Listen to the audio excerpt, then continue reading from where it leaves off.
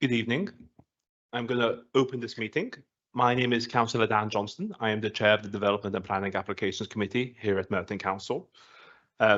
For everyone's record, this meeting is being recorded and live streamed, so by remaining in the room, you're consenting to this.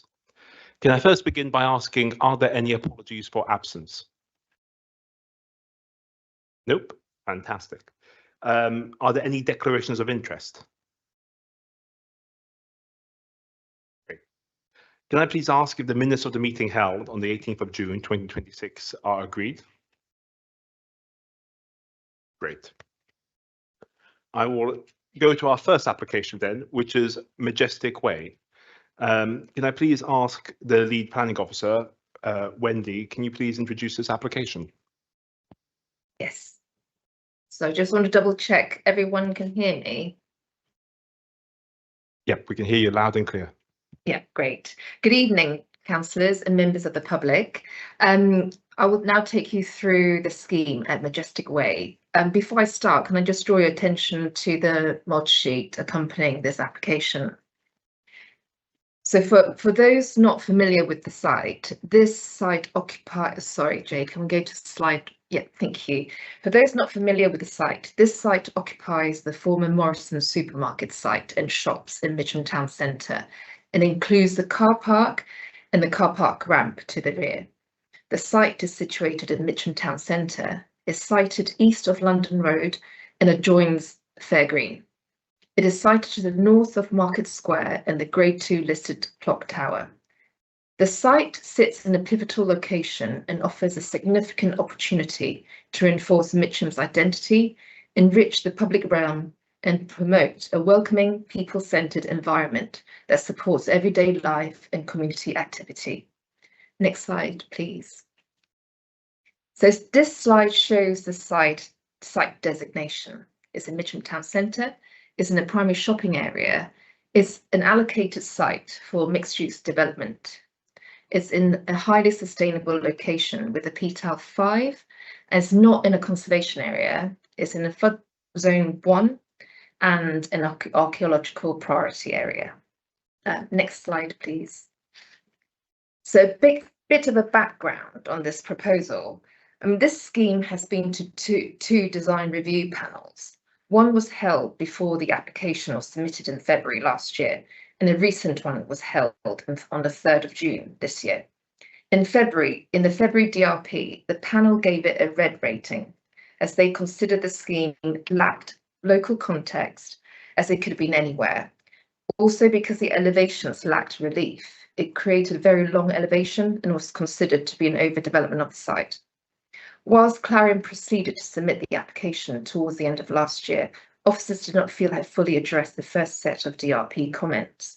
So after a lot of discussions and negotiations, we secured significant improvements to the original scheme and presented the amended scheme and presented this to the DRP in June. The panel gave it an amber green rating and highly commended Clarion for the efforts they've made to the application to the scheme. They thought the scheme responds positively to Mitcham Town Centre's character and its wider context. The Fair Green corner in particular was commended as a confident response to the site. The panel did not raise fundamental objections to the overall scale, massing and height, but thought the taller block feels unresolved. Following the DRP review, Clarion made some amendments and formally submitted the amended scheme in mid-June, which is the scheme that's in front of you this evening. Next slide, please, Jade. So the proposal comprises 6 to 11-storey mixed-use development, delivering 249 homes. The homes are delivered across 2 buildings, the main building and a 6-storey building sited in the former ramp area. The scheme provides a mix of 1, 2, 3 and 4 bed units and is brought forward as 100% social rented development. Ground floor level comprises commercial uses with approximately 400 square metres of community floor space. 25 car parking spaces being provided to the residential units, and it also includes the widening of Majestic Way and the relocation of the bus turning head and bus stand. Next slide, please. So St Mark's Road forms the northern and eastern boundary of the site. The access ramp to the former Morrison's car park is currently used as a bus turning head, and this section of St Mark's Road is considered to be significantly over-engineered for its present function. So following discussions with the applicant and highway officers, it is considered there is an opportunity here to optimise the site by rationalising and reducing the width of St Mark's Road. The scheme does result in loss of 7 mature trees along St Mark's Road. However, the applicant has compensated for this through substantial new tree planting within the site. The development presents active frontages along Majestic Way and St Mark's Road. The existing servicing arrangement is retained, with all commercial units continuing to be accessed and serviced from the rear of the site. Next slide, please. So at first floor level, this will comprise communal amenity space incorporating play space. Next slide, please. So this slide shows the location and access to the proposed car park. The car park comprises 25 car parking spaces, including 7 accessible parking bays and 2 car club parking bays. Electric charging points will be provided to all the parking bays. Next slide, please.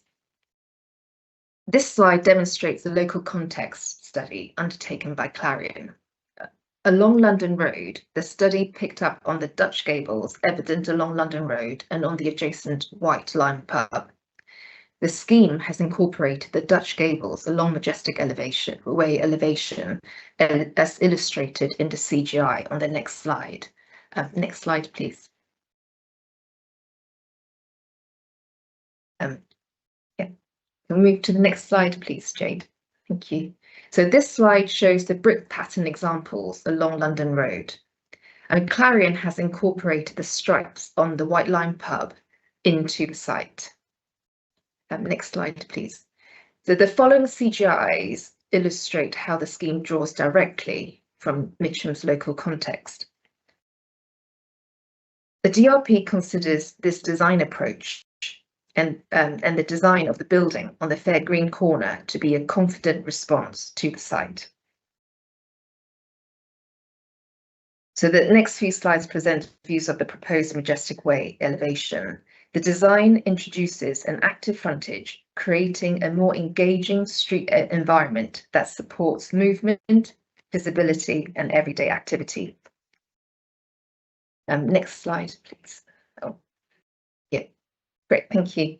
So members are informed that whilst this site is not allocated for tall buildings, Policy D12.6 states that tall buildings can make important contributions towards delivering new homes, economic growth and sense of place. Members are informed of the case law relating to the Master Brewer judgment in Hillingdon. Of relevance to this application is the conclusion relating to the assessment of tall buildings on sites not identified as suitable for tall buildings. The judgment confirms that a tall building proposal is not automatically unacceptable simply because the site is not identified as suitable for tall buildings. The correct approach is a full criteria-based assessment, not a blanket prohibition. So the overall design, height and massing is considered to optimise this sustainable town centre location. This is directly relevant as Merton's character study identifies Mitcham as an opportunity area for a re-examination of its character. So officer notes the DRP comments regarding the taller element. In response, Clarion has explored alternatives, including introducing a setback. However, officers did not consider this to be a successful design approach, as the resulting form appears squat, horizontal, and diminished the overall composition. Officers requested that Clarion investigate the use of lighter brick tone to help the taller element read as more recessive when viewed alongside the darker bricked building. In addition, Clarion was asked to explore incorporating green-coloured balconies on the taller block. The rationale for the next slide, please. The rationale for this is that the green would reference the distinctive roof of Mitcham Library, creating a subtle, long-range visual relationship and reinforcing local identity. Sorry, Jake, can we go to the next slide? And the next slide, yeah. Yeah, and so this CGI shows a short range view of St. Mark's Road looking north. Can I have the next slide, please? So this slide illustrates the enhanced public realm creating through the widening of Majestic Way. The red zigzag line you see on the right-hand screenshot indicates the existing building line, while the proposal pulls this line back to deliver a significantly improved, more generous and people-focused public realm. So this slide also illustrates how the scheme optimises the site by extending the built form towards St. Mark's Road. While the existing carriageway width is reduced, the revised scale of St. Mark's Road is considered more proportionate to its current function and better aligns with the actual usage. The next slide, please. Okay. So this slide is just CGI of Majestic Way to illustrate the active frontages. So this slide shows the proposed highway works, including the relocation of the bus turning head and bus stand, which has been developed through extensive discussions with TfL. A new roundabout is introduced to facilitate the bus turning movement. The bus stand is now relocated to London Road. The scheme also introduces several loading bays along St. Mark's Road to accommodate delivery and servicing needs associated with the residential units. Next slide, please. As for the affordable housing provision, the scheme delivers 55% nominations to Merton. This equates to 139 units. The table on this slide details the unit mix that Merton will get. Next slide, please. So on sustainability, the scheme achieves an overall on-site carbon reduction of 71%. In accordance with the local plan policy, the shortfall of 29% will be secured as a carbon offset funding. Each unit will have a tempered cooling system installed, and the scheme has been designed to reduce solar gains to avoid overheating of the units. Next slide, please. So this final slide illustrates the site's relationship to other sites in Mitcham that either have consent for redevelopment or are identified as allocated sites. Together, these schemes highlight the wider regeneration context within which this proposal sits. In section 11 of the committee report sets out the overall planning balance, and officers have concluded that the limited shortfalls identified are clearly outweighed by the scheme's significant benefits. The proposal would make a substantial contribution to Merton's housing stock, deliver 100% social rent development, bring forward an allocated site, and achieve a high quality design that effectively optimize this highly sustainable town centre location. Thank you.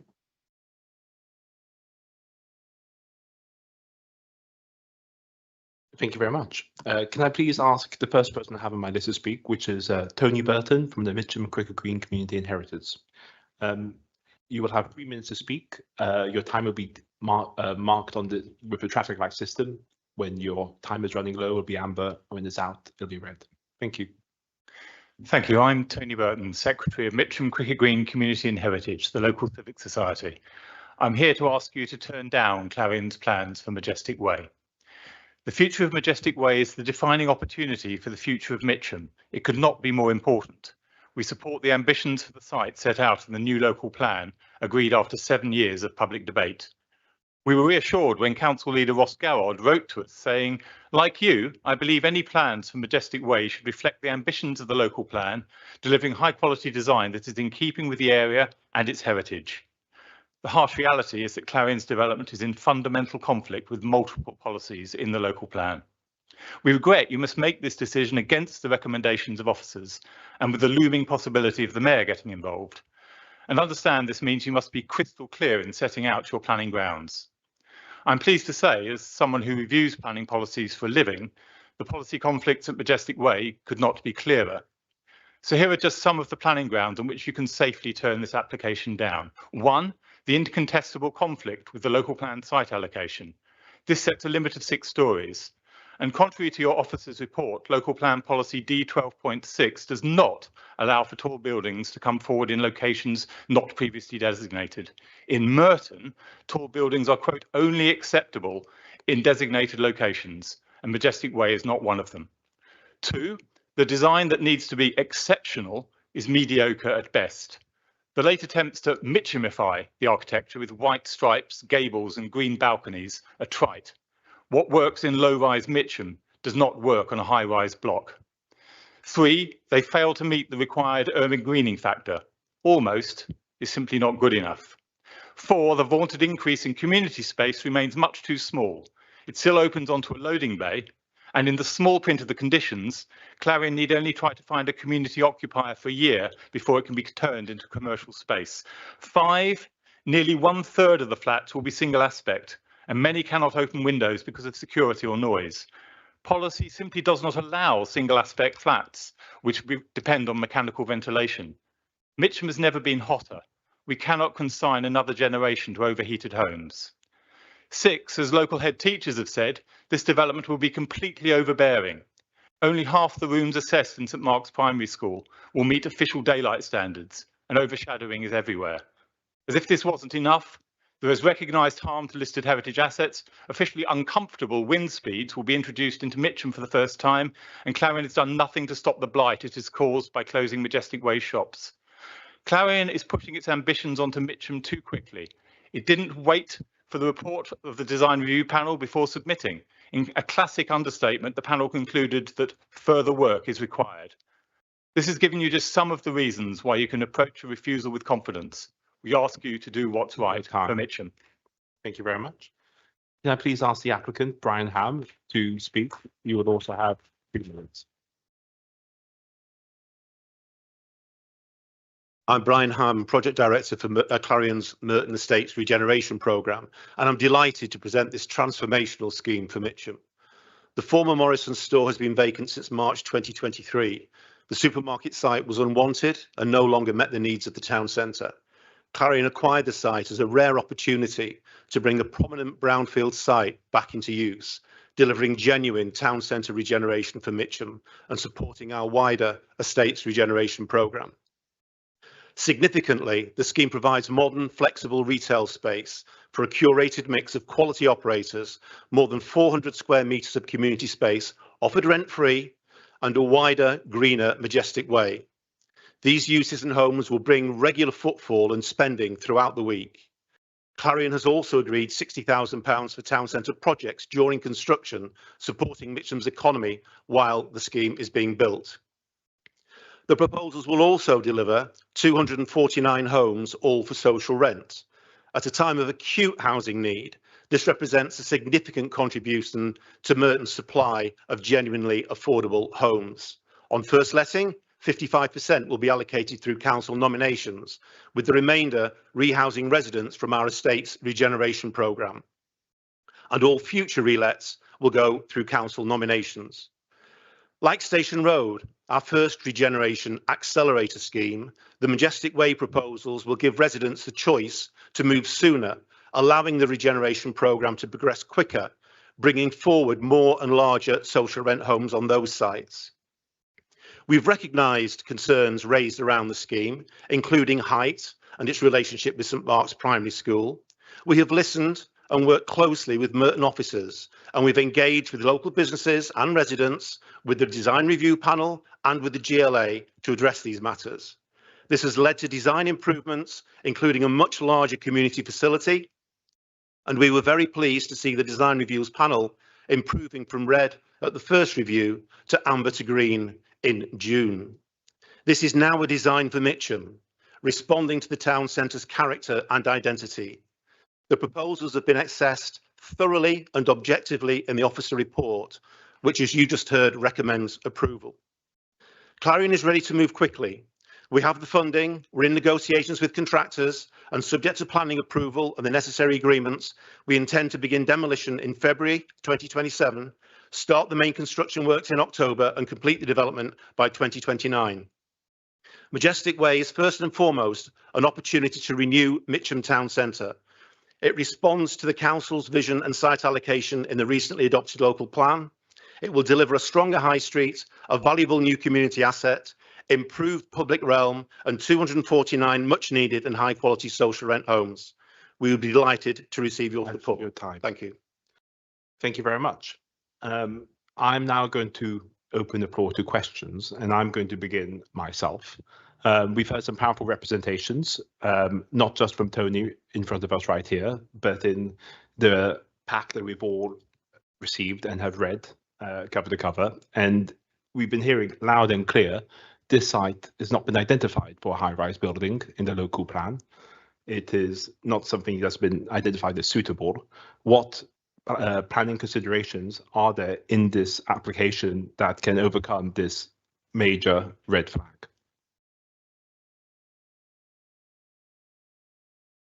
Shall I take this? Yeah. By all means, or you can refer to the Yes. applicant as you prefer. I can start. In terms of the tall buildings, as noted in paragraph 8.3.19 in the committee report, Merton Character Area Study is referenced in the supporting paragraph 12.6.7 to policy D12.6 of our local plan.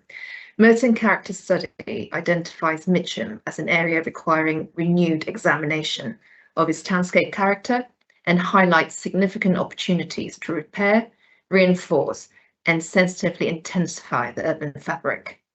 These identified opportunities directly support the strategic aim for Mitcham Town Centre to establish itself as a vibrant centre.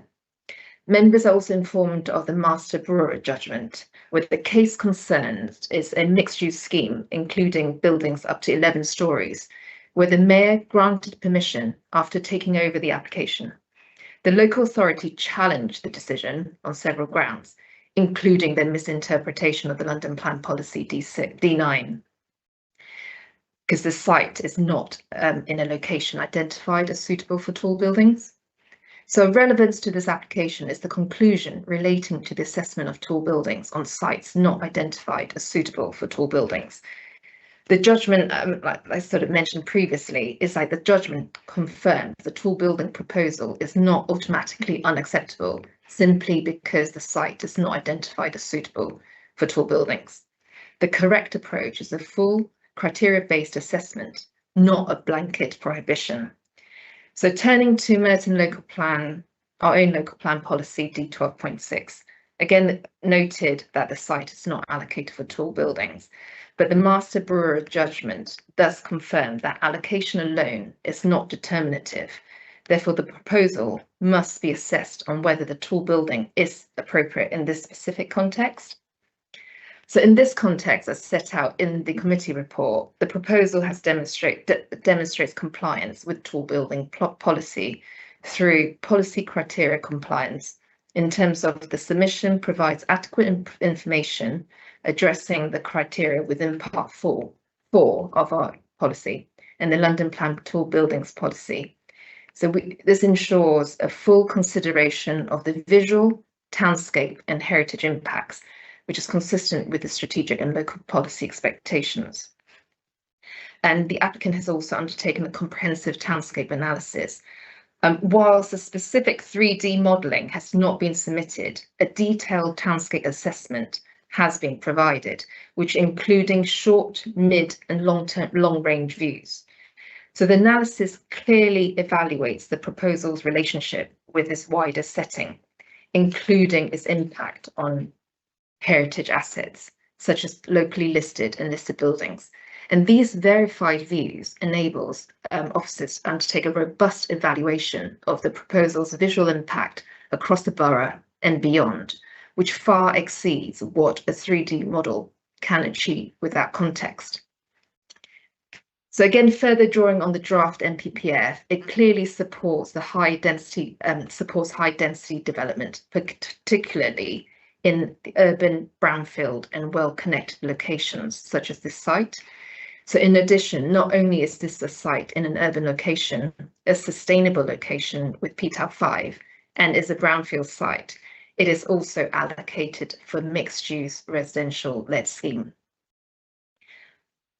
And in terms, sorry, I'm not sure whether I should add on in terms of the high density development. So I just wanted to say that members are also informed of paragraph 125C of NPPF, which gives substantial weight to the value of using suitable brownfield site and states proposals should be approved unless substantial harm would be caused. And in officer's assessment, we have not identified any substantial harm resulting from this development to Mitcham. Thank you. I'm not sure whether the applicant will also like to add to what I've just referred to. I think that's thorough and comprehensive, and I have nothing to add. Can I open the floor to questions, please? Councillor Willis, Councillor Bowley, and then Councillor Budner. Thank you, Chair. Wendy, in the packet 3.14, it says that the applicant has prepared a design code which gets around 12.6. Why didn't Merton prepare the design code if it is an allocated site in our local plan, and is the design code as it now lands from Clarion in our packs?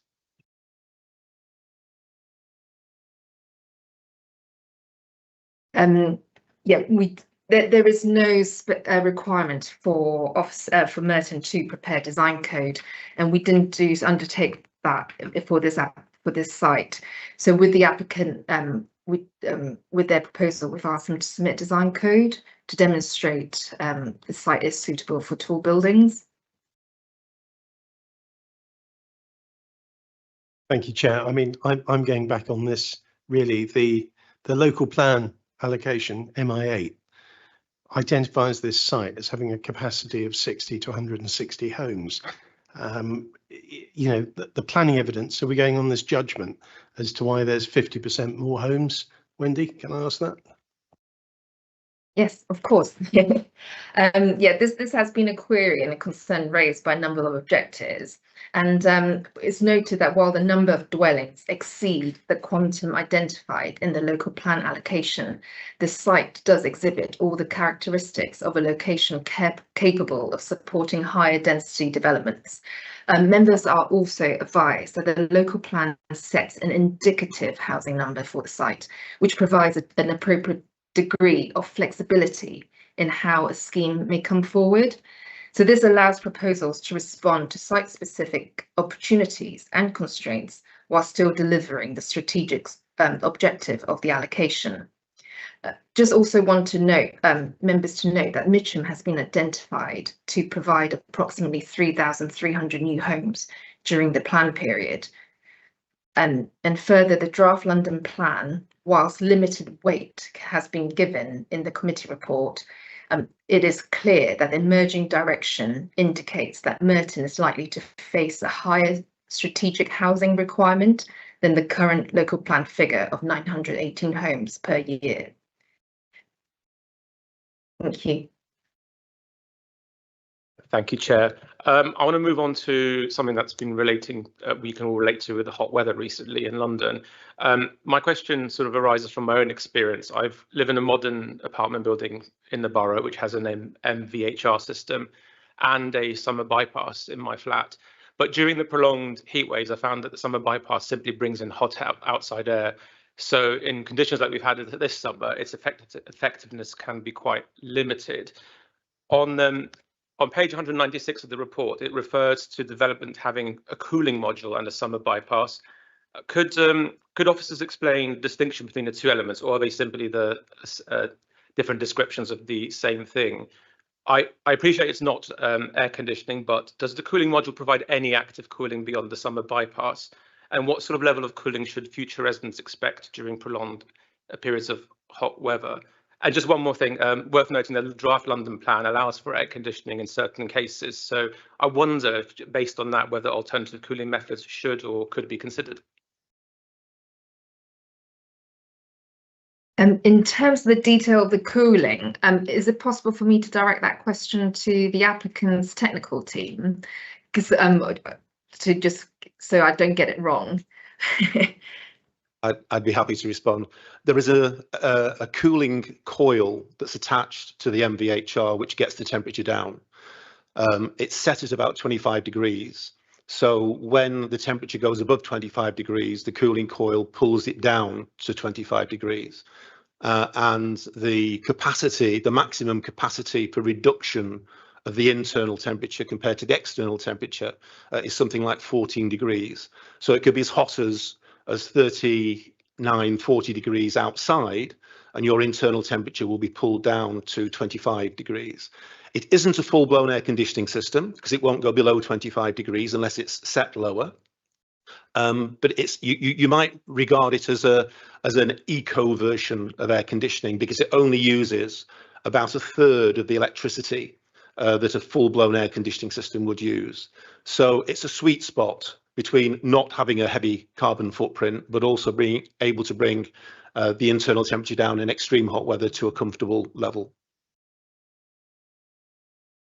Sorry, just a quick question. So the cooling coil is sort of completely separate to what the bypass, summer bypass is. There two separate things? Yes, the summer bypass is when you don't need to recapture heat from the expunged air, because that's what an MVHR is. It's a heat recovery system first and foremost.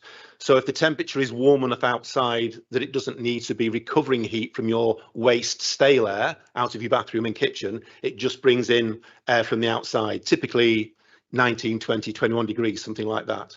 But when the internal temperature gets above 25, the cooling module kicks in.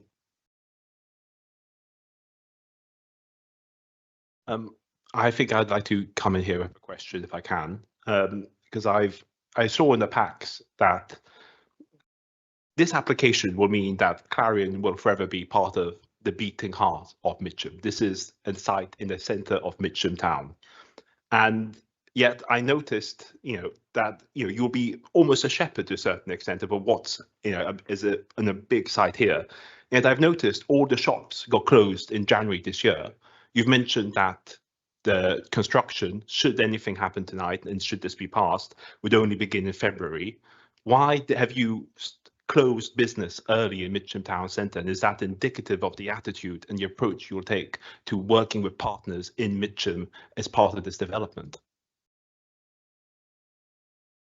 No, we tried to bring some temporary use into the Morrisons supermarket with what's called a meanwhile use. Arbite came in and tried to set up workshops.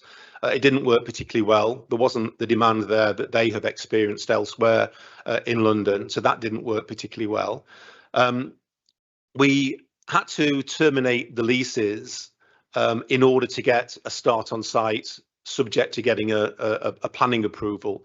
And there was a lot of work that needed to be done in terms of a soft strip of asbestos and other materials. So we were just desperately eager to get a quick start. It was clear that the Morrisons supermarket was never going to be used for anything.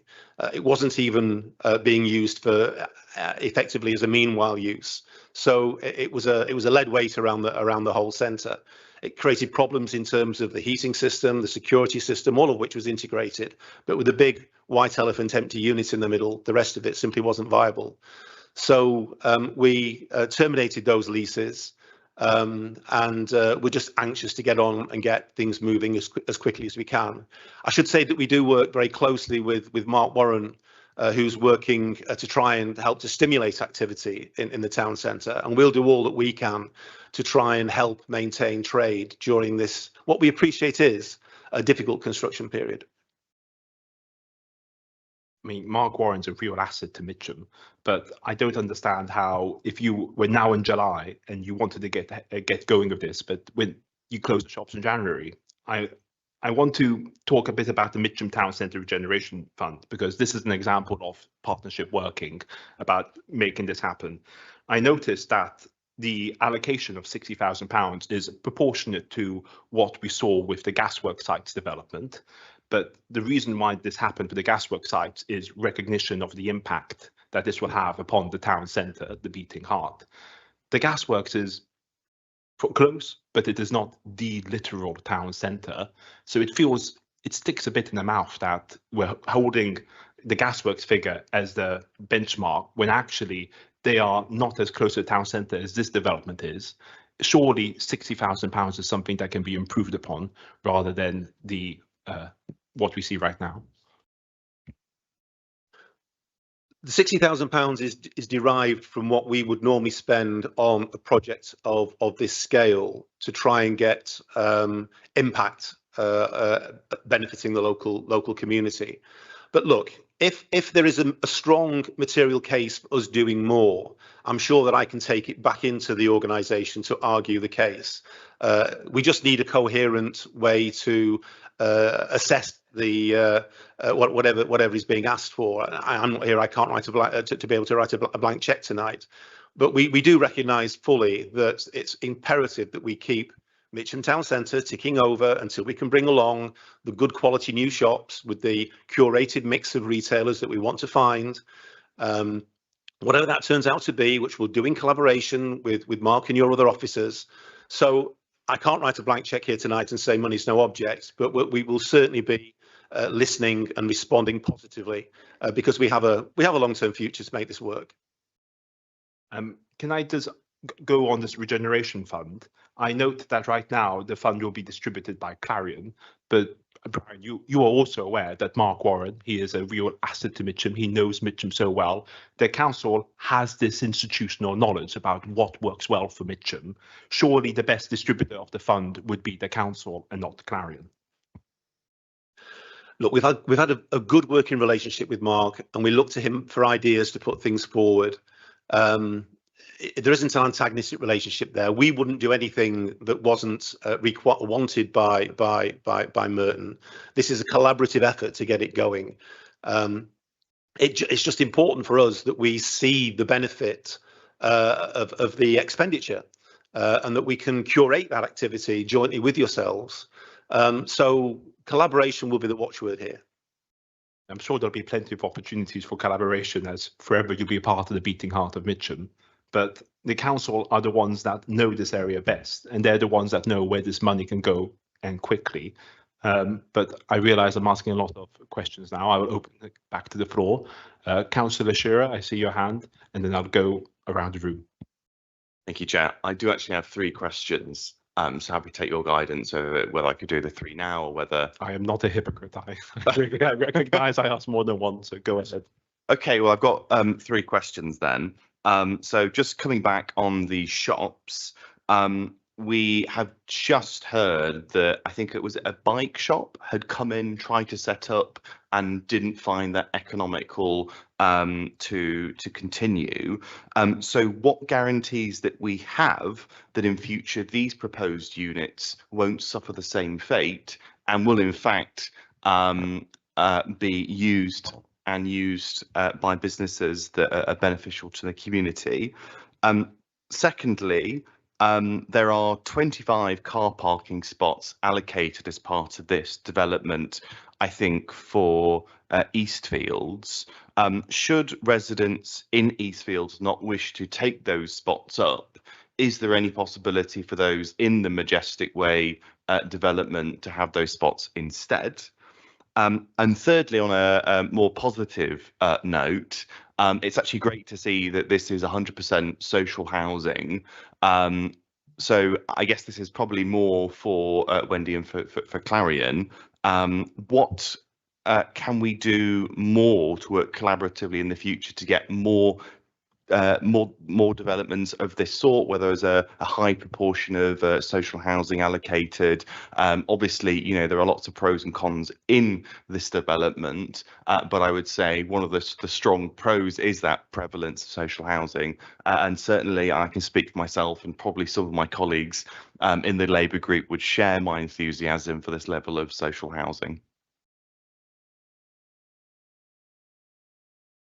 You referenced Bike Shop. I wonder whether you misheard me refer to Arbite, or Arbite are an operator of what are called meanwhile uses. So we gave them the use of the Morrison store to try and bring in makers, artists, craftspeople, small business operators.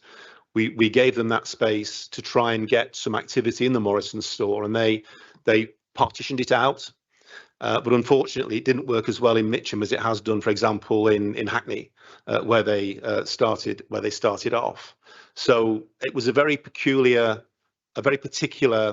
and short-term way of trying to get some activity in the place, but it didn't work.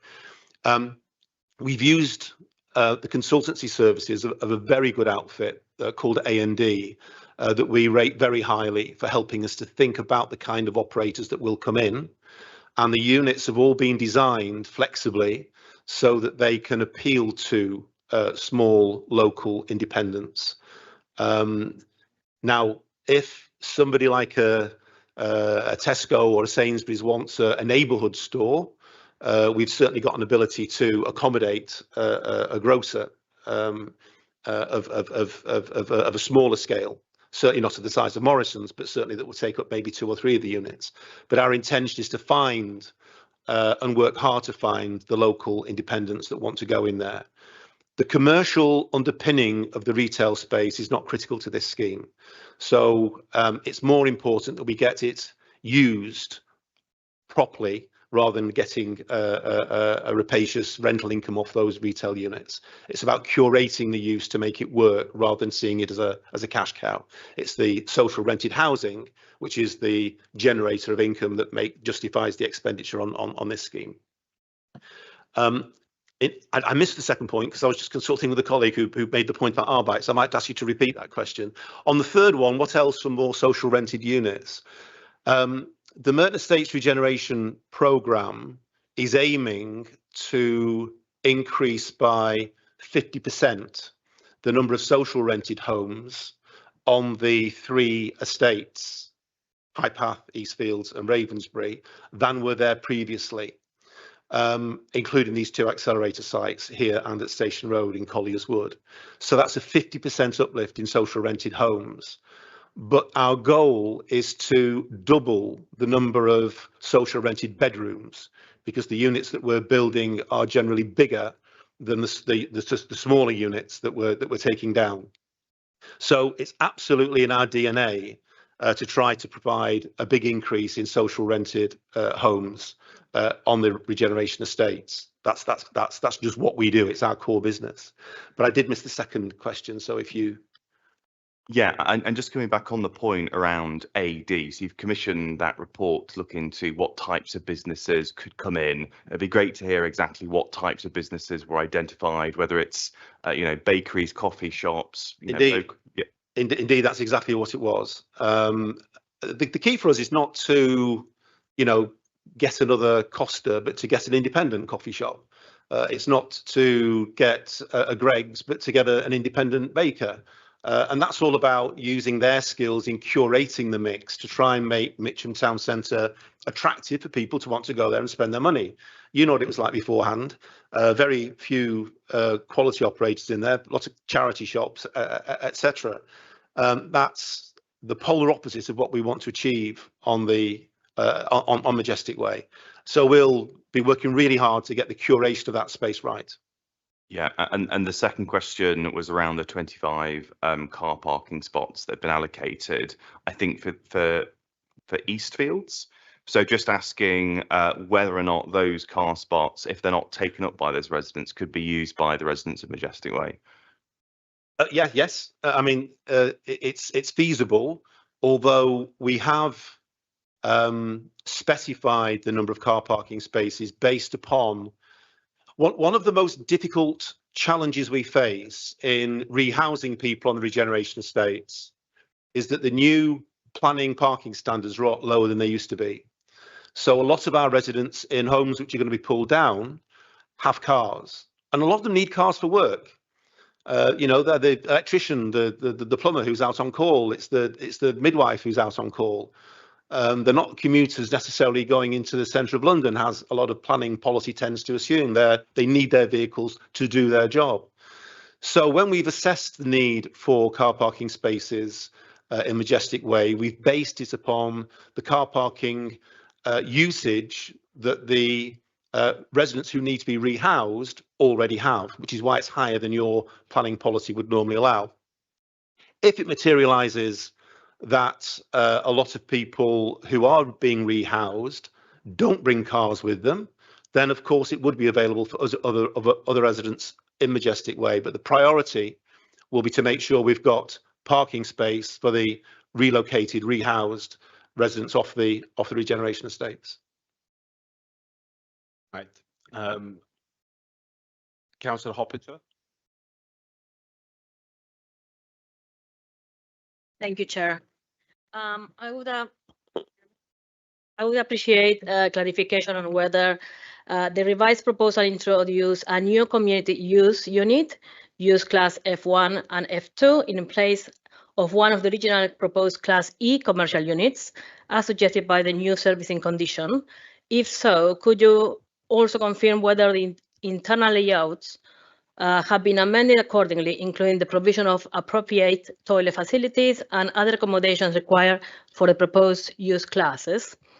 And it would also be helpful to understand the intended uses of the remaining units, commercial units, as knowing what type of commercial premises are proposed would assist in understanding, as my colleague asked, the overall scheme and its likely impact, in our residents.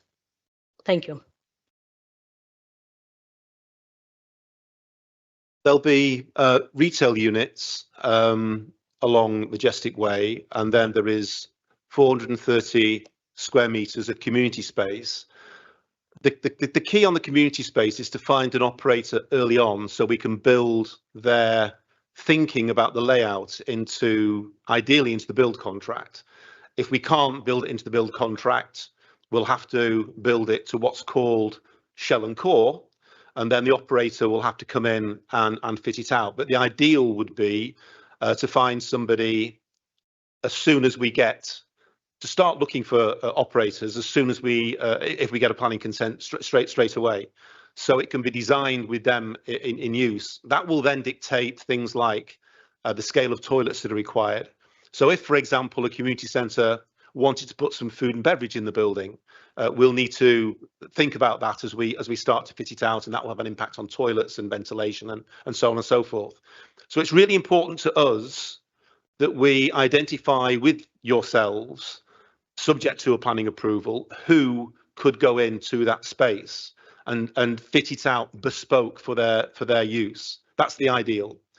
If we can't do that, if we struggle, it'll have to be left to a shell and core until the building is completed, and then hopefully make a second effort to get an operator in. Does that cover all your points? Yeah, so just to maybe understand it better for everybody, you are saying that you're not going to make any application on the classes until you know who is going to potentially rent this unit. This is what you're mentioning? No, the use classes will allow a flexibility of different types of retailer to go in there within the use class order that's been recommended in the report. So the use class order doesn't discriminate between a baker and a butcher, for example. It does discriminate between a community centre and the retail space, which is why we've got this designated space for a community centre. And it will only be at the end of what will effectively be 3 years of trying, 2 years during the construction period, and then a year after it's completed. It will only be at the end of 3 years of trying that we would then want to come back and say, with you, we've tried, this space has been offered rent-free, we haven't been able to find anybody. It's only at the end of that 3-year process that we would then come back in and say, this isn't working, can we think about either scaling it down or turning it into retail space? And that will be a planning judgment that you make in 3 years' time. There's no cascade, there's no automatic change from community centre to retail. So we'll give it 3 years or more to have a go at finding a good quality operator, as I say, rent-free, to come in and add something special to the town centre. So instead of 2 classes E, are you going to suggest the application of a class F1, F2, and class E? You're catching me out on the use classes now, Okay. Sally. If I Hi, can bring my you hear colleague me in. okay?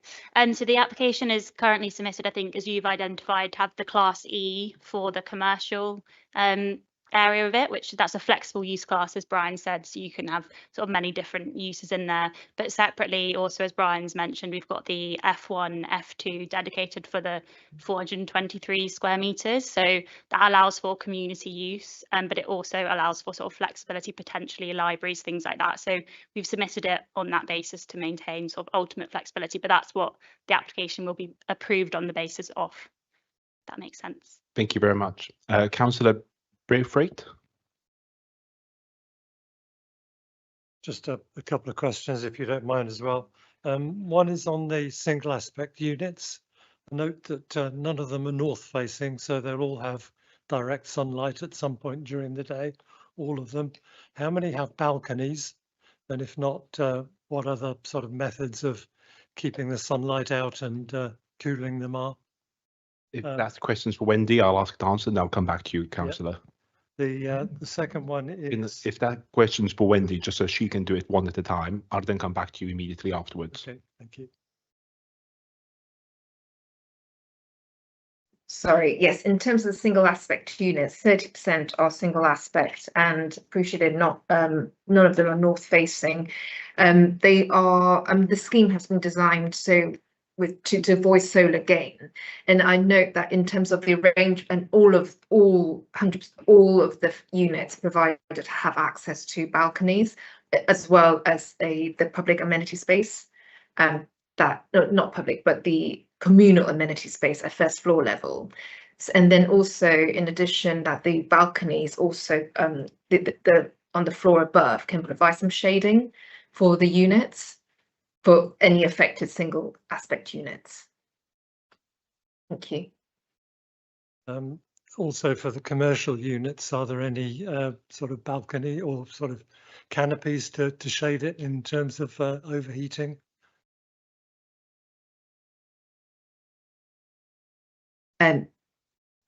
We can condition for those canopies, and we don't know, but I presume that could be designed in. And I could amend one of the the materials condition to ask for details of canopies to the shops, if that is considered suitable. The retail units will have fixed brise soleil that will provide some shading, but this will all be subject to detailed conditions. But they are currently showing brise soleil to reduce the amount of solar gain in the commercial units. Councillor Platt. Thank you, Chair. I want to raise some of the points raised by the Merton's climate change officer, because as we know, we are in a climate crisis, and I think we should be aspirational in terms of our targets. Also, as the gentleman behind me has rightly pointed out, that this development does need to be exceptional in terms of its quality, and the carbon footprint should be part of that. So in terms of the urban greening factor, as the gentleman raised, is currently at 0.38. The target is 0.4. Is there any reason why that hasn't been reached? In terms of the non-residential units, we're only seeing 8% carbon reduction. I mean, obviously, while we have got 71% reduction overall, again, we should be aspirational with our targets. Why hasn't we reached the 15%? And also the whole life cycle carbon, it's currently at 546 kilograms CO2 EM squared, actually above the aspirational target of 500. Is there any way we can reach that? Just add on a more positive note, I do strongly appreciate the use of solar panels on the roof. That is really, really good. Quick question with that one. What is preventing the lack of solar panels on Block 2A? And also, will residents be seeing the benefits of these solar panels, for example, lower bills? And will these benefits be shared across all the units equally? Thank you. If I could come back on the solar panels one first, the reason there's no solar panels on the roof of that building is because it's got an array of air source heat pumps, which will be powering the whole of that building. So there's no space. In terms of the comments generally, I'll bring one of my colleagues in if I may, who's the technical specialist. But in terms of the carbon footprint in use, the Greater London Plan asks for a 50% improvement over and above building regulations. I think it's 50%, and we are 70% above building regulations. I know the Letty comments in the paper that were part of the design review panel's views talked about the Letty standards. Just to be clear what the Letty standards are. They are a standard that's been set by a group of environmentalists who are trying to do a good job, but they are so far ahead of where the industry more generally is at the moment that they are tough to meet. So the building regulations are set out in statute. The Greater London Plan has said we want 50% better than that, and we've actually gone 71% better than that. So we are exemplary in every respect. I'm going to bring my colleague in to give it more technical support. I'll try not to get too technical, but so on the non-residential buildings, they get compared to a baseline. They get compared to a notional building. So in regulation, you have a baseline building, and then you have to try and beat that baseline building. In residential buildings, it's a gas boiler, and therefore we have air source heat pumps, and we're seeing 70% carbon emission reduction because of that. Now, the regulation for non-domestic buildings, so the commercial and the community, actually have been updated more recently, and they have an air source heat pump in their baseline already. So whilst we're only seeing maybe 8% improvement over there, actually, if we had a gas boiler baseline on the non-residential, we'd be seeing similar 70% carbon emission reduction. So it's purely a carbon accounting exercise that's done in regulation, and that's down to the London Plan not kind of being updated as regularly as maybe we'd all like. On the embodied carbon point, it's actually the new draft London Plan that's just recently been published. They've set their benchmark carbon emission, so embodied carbon reduction is 700 is the benchmark now. Their aspirational target is 565. So actually this development is below the aspirational target coming forward in the new draft London Plan in the future. And again, what happened was embodied carbon, we keep finding more carbon in buildings. So it was a very new area of development. It got put into kind of conversations, and now we're all kind of working through the modelling and understanding it more. Actually, the baseline has gone up and up and up. So actually this building is doing really well. And as we go through detailed design, there will be opportunities to explore other low carbon opportunities. And just to pick up on that, because I remember something that was also in the pack is that Merton recommended that in terms of the actuals of construction, I believe it was 20% recycled materials, I think was kind of being used, but the recommendation is that you try and go higher than that to 30–40%. Is there any scope for that potentially? Yeah, that again, something that gets reviewed in detail as we work through, and there'll be conditions to make sure that's kind of checked along the way. Okay, that's a recycled content against the cost of material as well. So the focus there is making sure that you're focusing on like the concrete and the steel and the aluminium and the glass, the high value items. We make sure we have high recycled content. So it's not, otherwise we could just say 20% on all the low value. No, what we're doing is high value materials with high recycled content. Thank you. Just get an answer for the urban greening, and also will the solar panel generation be shared across all the units evenly? Let's do the solar panel ones quickly. So yeah, so the solar generation goes back into a landlord meter supply, and then that will be looked at on a service charge basis. So effectively it powers the lifts, powers the lights, so it reduces the service charge. My colleague Sally is going to come in on the urban greening factor. Hi, yeah, urban greening factor, you've quite rightly identified that the London plan asks for a target score of 0.4. So that's for predominantly residential developments such as this. It's also important to note that for commercial developments, it identifies a target score of 0.3. So we're sort of quite a good balance in towards the 0.4. Merton did push us sort of very hard to try and get to 0.4, but we've sort of explored all options with Simon the architect and landscape architect, and we sort of pushed it as far as we can. So it's in accordance with the London plan. Can I check on the solar panels? If there's surplus energy generated, would that, so in that sense that all the communal features are powered, would that surplus energy then be distributed evenly amongst the residents? It doesn't work like that. The landlord requirement for power will be greater than the amount of electricity generated over the course of the year, because obviously we're not getting necessarily that solar power 365 days of the year when it's cloudy, for example. So it's a bit swings and roundabouts in terms of how much we get to use, but it's effectively all used to offset against service charges on residents effectively. Councillor Orton. Yeah, two questions for me, if you don't mind. First one, just around the school, reading the pack, it talked about how there's 2 hours of sunlight in the playground, and that was measured as of March. With the building, which we've heard a lot about being 11 stories, that reduces by 1%. Sounds great, but why was that assessment chosen to be done in March and not December when the sun's at its lowest? So the question is, will the playground get any light during the winter? And the second question is just picking up around the I guess the general cooling system in the units. There's 2 points for me here, which is number one, it's been set at 25 degrees. Now, I'm no expert, but I think room temperature is typically seen as 21, 22 degrees. 25 degrees is pretty blooming warm.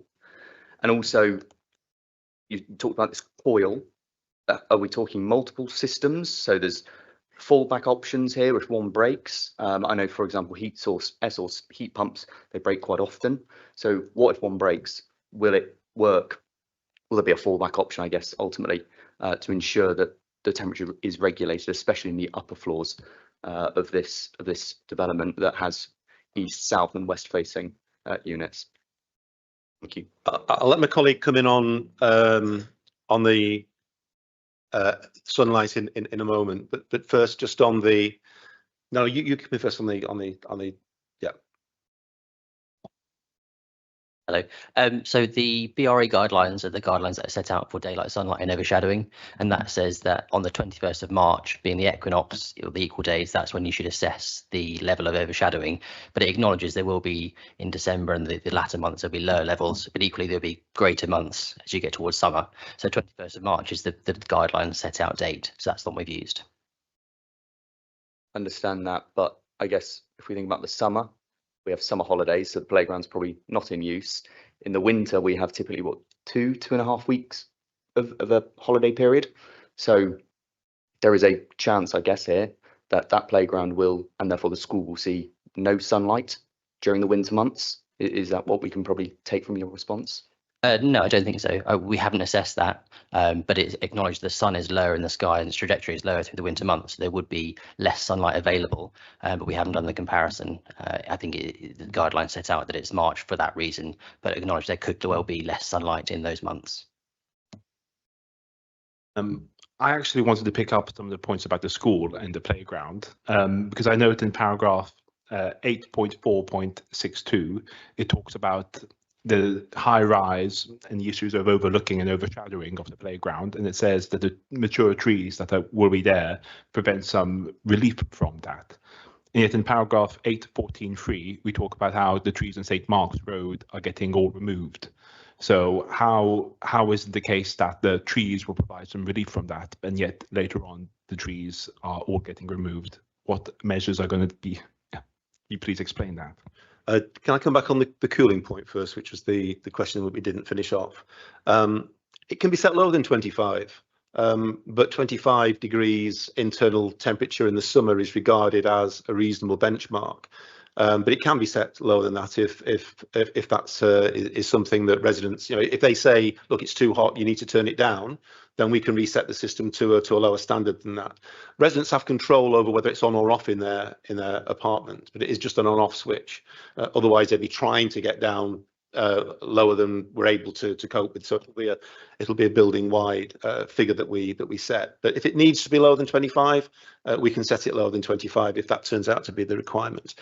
In terms of the trees, the up St Mark's Road, the trees closest to the school are subject to a tree preservation order and will all be retained. And they're the ones that provide the partial screening of the school playground. The trees that we're taking out were on the left-hand side, immediately adjacent to the existing car park. So those trees on the right-hand side, as you're going north, closest to the school, they all stay in place. Can I just add on the cooling box as well? So it will also bring humidity levels down.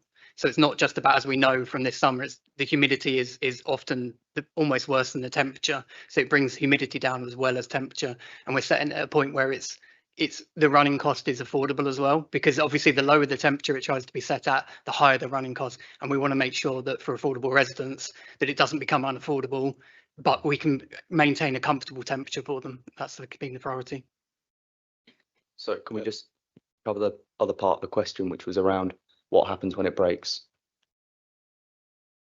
Yeah, I mean, with any system, fundamentally, if it did break and it were in the height of a heat wave, then it would need to be a temporary system installed until such time the supplier could bring out and So install a new cooling coil. Recognising 249 units, there's no backup to this one system. That would be the same for the same with heating, hot water, and any systems like that. There will need to be a temporary solution. So you could, on the same day, you could have a portable air conditioning unit in that unit, and that's often what is happens because. So for clarity, there are 249 separate units. So the chance of them all obviously breaking at one time is remote. So it would be an individual unit that got replaced. So one coil per unit. Yeah. Yeah. Sorry. Yeah. Just so I'm clear, Clarion is committing that if the cooling element breaks down, it will install temporary air conditioning for any flat until the permanent fix is applied. That would be the normal process, just like we would provide temporary heating in the event of a boiler breaking down. Yeah. Councillor Foley. Thank you, Chair. Just with regards to air conditioning, as we're on to it, with the community space, actually two. One, could it be actually bigger, given that there's going to be so many people there? But secondly, what would be the chance of putting air conditioning in it? And is it a possibility of a condition if this goes that far later tonight? Yeah, so they're fully air conditioned units. They have a variable refrigerant flow unit. So yeah, heating and cooling. Thank you. Could you make it any bigger? Bit bigger in what sense? So those ground floor retail and the community centre space will have air conditioning provided as part of the base specification. But can there be more square meters for the community centre? I don't. More than 423 square meters. Well, 423 square meters is where we've scoped it with the planning officer. The difficulty for me is that if it did get any bigger, we'd have to start to charge some rental income for the retail space that we're losing. That's one issue. The second issue is then we're not having the diversity of retail space that you want in Mitcham Town Centre. On the retail space, can I check that you are committed to ensuring that all the retail units would be operational, they won't be closed, you won't have empty units, and that you are willing to be flexible with the rental price for that to perhaps attract anchor businesses? Look, it's not a fundamental element of the business plan for this site that we get a high rental income off the retail spaces. It's incidental to the overall scheme. In a £95 million project, it represents about £500,000 of value. It really is quite small. So it's not in our interest. And all I can say is, our reputation is on the line. We're here for the long term in Merton, and we will do all that we can to get those spaces appropriately let. And I mean not to charity shops. I mean to something that will add to Mitcham Centre. So can I just get on the record that the way you have treated Mitcham in closing our units for 7 months, and they'll be closed for even longer, will not happen again, and that we won't see empty shops for a period of more than 1 month, let's say? Look, we will be marketing the space as soon as we get a planning consent. So every unit will have a 3-year run-in to be tried to let. That's not to say that they'll all be let 3 years out, but it really isn't in our interest with business rates for void units being double the normal rate. All the incentives that we have. We need to get these spaces let, and we need to get them let quickly and to the right kind of operator. We have a vested interest in that. Councillor Daniels. Thank you, Chair. I've got 2 questions. So, sorry, we've heard at length about the site allocation not identified the site as suitable for tall buildings. And I do respect that Merton's housing shortfall, there's a dire housing need in the borough. I still, however, struggle to understand the appropriateness of 11 stories. I note in 8.3.18, there was a reference of Mitcham Gas site being approved for 9 stories. I'm just wondering, whether there was any consideration for it to, be 9 stories instead of 11, going, 2 stories higher, which would be more in keeping with the local area.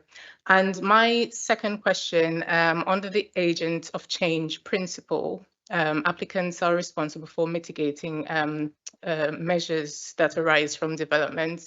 So there are 2 pubs next door to the development, which is White Lion and King's Arm.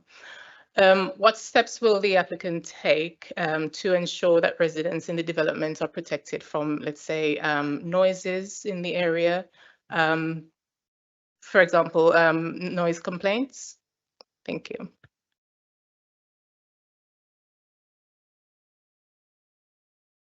Well, the building has been designed fully in the knowledge that those are 2 pubs which are trading nearby. Sorry, I think Wendy's probably the best person to come in on the height issue, so I'm just going to talk about the 2 pubs. So they've been designed with that in mind, which is why we, for example, have put the cooling system in so that residents don't need to open windows. So all the acoustic studies have been done, they're all fine. It's been designed in the full knowledge. And as I say, one of the reasons that the cooling system has gone in is that we recognise that this is a busy town centre site, and there will be road noise from London Road, and there will be late night noise from the pubs. But the building has been designed to take account of that. Great. Can I come back to you on that? Can you elaborate more on the design and how it's protected from the noise element? I'll let the architect come in. Hello. The windows have been designed to meet acoustic levels suitable for the centre and for the site itself. I think to reinforce what Brian's saying, the options that the residents will have are to, if they're comfortable with the noise in the adjacent pubs, that they can open the windows and passively cool and ventilate their home that way. But they have option to keep their flat cooler in the evening by keeping the windows closed and using the coil. So residents have options of whether they want to keep windows open or closed. I think, Wendy, you were asked to come in on what consideration was given to making this a 9-story rather than 11, as per the Gasworks. Yes. So just want to just go through a bit of detail history of this application. We did ask Clarion to explore reducing the scale and height of the building. But we do acknowledge that the unit number and the unit mix have been determined by the decant strategy for Eastfields, as well as Clarion's wider regeneration plans. for the borough. So and then in terms of the height, we have actually worked in terms of addressing the bulk and massing and height. We have worked very closely with Clarion in terms of trying to, incorporate design features to minimise the visual impact of the taller building, and also in the officer report we did have to make a planning balance assessment, and whilst we appreciate that there is a shortfall to the development plan, but when we assess this scheme against all the development plan policies, we consider it to be compliant overall, taking into account the public benefits arising from the scheme. Thank you. Councillor Willis. Thank you, Chair. Just on that, I mean, on the decant, more than half of these units are going to Merton, so are not required for decant. I look at the Conservation Officer's note, which was that he thought, or she thought, sorry, that the entire scheme could be 1 story lower. So I just want to basically, like, I'm aware that the NPPF at paragraph 130 says that you can't build at low densities in this site, we need to ensure optimal use, etc. But was it looked at about whether buildings 1A to 1D being 10 stories would achieve the decant, but also, we could just look at our nomination rights being slightly lower to accommodate that? I'll need to pass the decant strategy to Clarion, but I can address in terms of the height. I also want to draw members' attention to the stage 1 report from the GLA, and the GLA actually makes quite a strong emphasis that in terms of the scheme, they strongly support the land use principles in terms of, and also the affordable housing element being introduced with the scheme. And in terms of the height, they actually did not raise any objections to the height and massing. And I hope throughout the report, in the committee report, it's sort of undertaken an assessment and just assess the planning balance. And oh, you still going, Wendy? Oh, sorry. Yeah, sorry. No, done. Great. I'll pass the decant element to Clarion, if that's okay. Thank you. Our starting point was that we would be using this site to try to offer residents who are being rehoused a bigger number of the units, but Merton, with their tough negotiating stance, have got the number of nominations that they want for themselves up to 55%. So we've compromised at 55%, giving them to you because we recognise fully that you've got an acute temporary accommodation crisis, and this is all about feeding the supply of good quality homes to people who are living in housing stressful conditions at the moment. So our starting point was that this would be used exclusively for decant, but as I say, you've been tough negotiators and you've got us down as low as 45% for ourselves and up to 55% for yourselves. So any reduction in height would be quite painful beyond that point. Thank you, Chair. Just the last one was about we were talking about carbon accounting exercises, and I note in the report that it says £635,000 has to be paid as a carbon offset contribution, which is not a small amount of money. So where will this be spent to genuinely help the residents of Merton whom are affected by the proposal? Shall I come in on that? It's that high because your carbon tax rate is about 3 times the London average. So it is a very high figure. The aim is to invest it in improving through retrofit the carbon standards of other housing stock in Merton. That's the starting point. We will put some proposals on the table to improve above and beyond what we would normally do in our own stock in Merton, and we'll put those to you and see if they're acceptable to you. If they're not, then effectively you decide where it will be invested in other housing stock in Merton. Sorry, Chair. Can I just add on to that? In terms of the Section 106, we've also secured a carbon offset recalculation. So whilst at the moment the figure is £600,000, but when when the scheme is constructed, completed, completed, there is a recalculation figure, so it may be lower if the scheme actually achieves a higher carbon offset, carbon reduction. Thank you. Councillor Butner. Thank you, Chair. I just want to go back to the community space, and it sort of leads on from something that the gentleman behind me mentioned earlier. I wonder if the Section 106 goes far enough before the space would be considered for Class E use. From my own experience where I live in a large development, it took almost 2 years for the community to sort of establish itself and groups began to form. And I wonder whether officers would consider some sort of mechanism in the Section 106 whereby if Clarion is unable to secure a community space after the first year, whether at that point then the council could get a year, so a further period, perhaps a year, to identify and secure a community use before it reverts back to Class C. I think that would give sort of value. It will increase the chance of perhaps finding a good community use and this whole process succeeding. Effectively, that's what you've got, because we can't do anything other until we come back with a revised planning application to get a different use in there. So that's why it's in our interest to work with you to get an operator in. If it's empty at the end of 12 months after we've finished the building, if it's still empty and we can't find anybody, and there's always the option, of course, for the council to take on this space themselves, but if the council didn't want to and we can't find an operator, there's always the difficult position that would arise then that you don't give us consent to use it for anything else, and it continues to sit there empty until we can find somewhere. As I say, I stress that we're offering this space free of charge. So it shouldn't be beyond our wit to find somebody to operate in there, particularly when you consider that within the community centre, they could, for example, run coffee mornings, they could run kids play space activities that generate some income to help to offset the costs.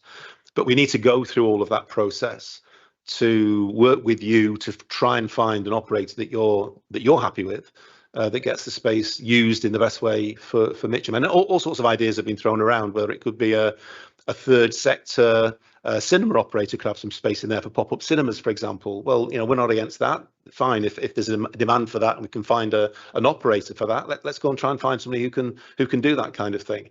We will collaborate with you to find the best possible outcome for that community space. As I say, it's rent free, so it shouldn't be beyond our wit to find someone. If I just may add, I appreciate you'll have 3 years to find somebody. So for a rent-free space, there is a likelihood. But my point is more about the fallback. If after 3 years it doesn't happen, and the council's priorities might change, and in 3 years' time the council might be willing to take on the space or find somebody, whether we can sort of integrate that into the conditions or the S106, that at least, you know, you've got your 1 year, then the council may have a year, then it reverts back to Class C, perhaps. Well, effectively, that is the situation, because it has to stay in that allocated for that use until such time as you say it can be changed. So it might, you know, if it's empty for 7 years, 8 years, it would stay allocated for community centre. It's only at the point at which you make a decision that it can be something else that it would flip. Sorry, I thought it said we can 1 year. Precisely. So we can change that, and we can make it perhaps 2 years, because if it's the case anyway, there won't be the applicant, I'm sure, won't have an issue of that, and we can extend that to 2 years when we come round to recommendations. Thank you very much. Excellent. Councillor Platt.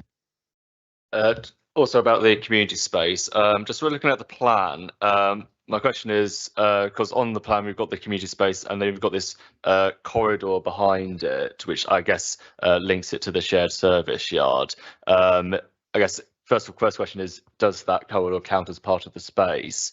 And if so, can the community space area be changed or amended to like maximise that use? Because obviously, in terms of area that's been used up, that corridor is essentially dead, as it were. If I may, it's a wide corridor. The obvious thing to put in there is storage units, because community centres need storage units. They need some cupboards to put tables and chairs away in when they're not being used. So don't just think of that as a dead corridor. It can be used for things that are always back of house. And there isn't a lot of back of house. I mean, all of the retail units will have their own back of house for storage. So we envisage that will be used for storage. As long as the storage cabinets that go in are fire rated appropriately, then I'd expect them to be just used to put all the stuff that will be needed to enable the community centre to operate effectively. Does it have to be there in that particular corner? Could it be in another unit potentially? Could that be redesigned potentially to like, get the best use of space? Well, it would mean a redesign of the ground floor. My view would be let's try and get it, and we've chosen the corner space. The unit immediately to the left is the next biggest unit. If the community centre space has been designed so it has a prominent corner, so I can't see where else it would go. But look, we'll have to just try and get that space rented out, and if we can't, if we are stuck, then we'll have to look at other options as well. But let's give it a go to get on that corner, because I think that's the right place for it on that corner. It's not impeding too much the vitality of the retail centre. We really want the unit that goes onto the units that go onto Fair Green to create that retail core for the centre. We think that's the best location for it. If it's empty in 4 years' time, then it might want to rethink. On the retail units, can I check whether it's part of the legal agreement you'd be willing to lease some of them out on peppercorn rent to attract some of those businesses? Another thing Mitcham is looking for is a permanent home of a banking hub. Is that something you would consider as part of this development? And finally, on the shops, if this development were to pass and it's getting constructed in stages, would you be able to prioritize opening a retail space first whilst the remainder of the construction continues, so that we can bring the retail hub of Mitcham back to life sooner? We can't do that because of the Building Safety Act and regulations. We have to have the building completely finished, and then it sits with the regulator to sign it off effectively as being safe. So we can't allow those units to be occupied before the building is finished, and all of the servicing. I mean, it's powered from stuff on the roof, for example. We haven't got any proposals for peppercorn rent. We would love to bring a banking hub in. They do pay rent, so there's no reason why that would have to be rent free. We think we can fill it at modest rents. You know, these aren't West End rents by any stretch of the imagination. We think we can fill it in a way that warrants. I mean, the trouble is, if you put peppercorn rents in, how do you then ration it? How do you then ration the space? Because everybody will want the peppercorn rent, and you get into a situation where you're almost arbitrarily having to form a judgment between different competing operators. So we think a fair rent policy is the best way.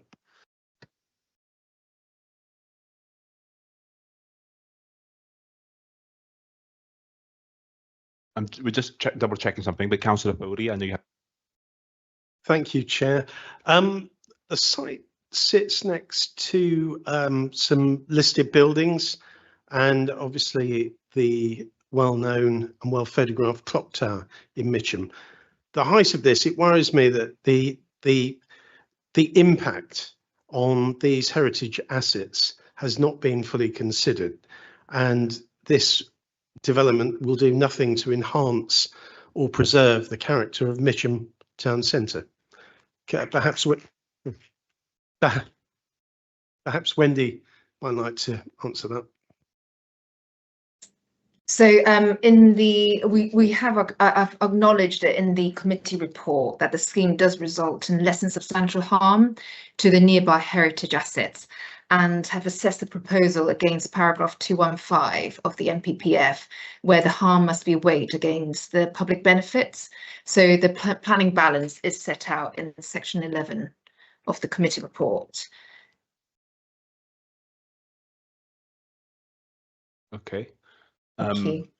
Just to return back on the banking hub, it's something which in the 106 legal agreement we can put in there as a condition of part of this application. If there's agreement on both sides, this would be something that'd be good to bring to Mitcham.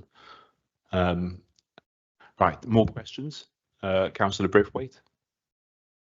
I know there are 2 car club bays in the parking area. There isn't an effective car club in Merton at the moment, so if that continues, will those be reverted to standard parking spaces? Yes, I mean, the whole of the car club movement's been thrown into a little bit of disarray by the takeover by enterprise of the car clubs and then closing them down. So there aren't any. The whole country to varying degrees is suffering from that at the moment. Look, I expect car clubs to re-emerge from third sector bodies. There's a crying need for them across London. There are no serious operators yet, so I would expect somebody to move in and start to fill that space, because car sharing is absolutely a way forward. So we'll hold them for as long as we can until we've exhausted all possibilities. But ultimately, you know, if there's still no operators in 5 years' time, in 10 years' time, we might have to get them used privately. But my expectation is that somebody will go and fill that void. Councillor Willis. Thank you, Chair. There's a bit of money flying about for NHS, police. It does say that really there's no impact on the bus network, and I think that's a bit strange. That basically says, given the location, they think that all the additional trips from this building will be able to be accommodated. Because there's no money for them, I just want to look at the 30,000 for the NHS and say, because it's said in the pack that there are not enough GP places at the moment, and there are 342 people extra assumed, can this 30,000 be limited by condition to be spent in Mitcham, please?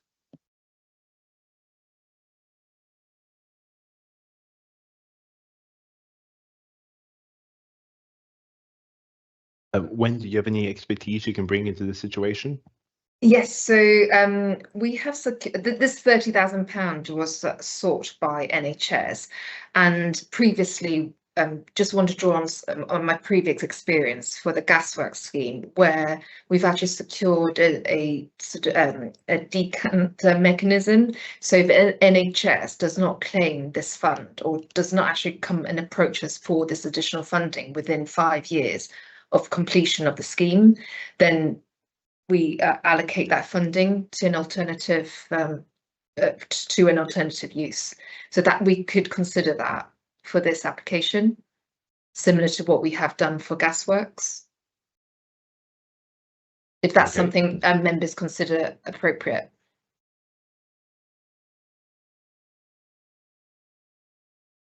So specifically on being able to limit it for Mitcham, it would be up to the NHS as to how they distribute it, and we probably wouldn't be able to control that.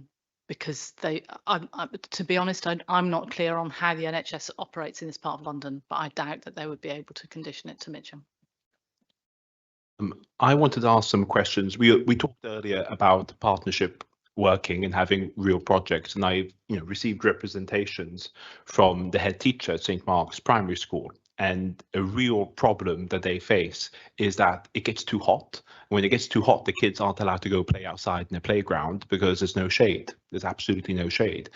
And one of the things primary schools can do is you can build these extendable sails that provide cover and relief for the playground, so the children are able to play. And it feels like it would almost be a silver bullet here, because we have planning concerns about overlooking and overshadowing. We have issues about the fact that a tall development will be able to look right in the playground. Here you could partner with a primary school, build this much needed structure. Is that something you'd consider as a gesture of goodwill and partnership working whilst addressing some planning considerations in this pack? It's not something we've been asked to consider so far, so I'd be winging it if I did give you any kind of positive response on that. All I would say again is reiterate that we're keen to work in partnership with local people. So if the school want to approach us, then we'll have a conversation with them. But I'm not. It's the first time it's been raised, so I'm not in a position to commit to it. We could say there'll be reasonable endeavours to find a solution like this. We will work reasonably and endeavour to find a solution with the school. Absolutely.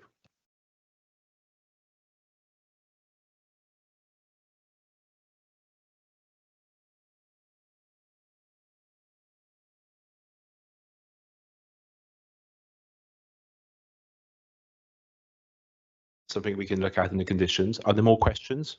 Because Councillor Platt, and then I'll do another round before carrying on my own.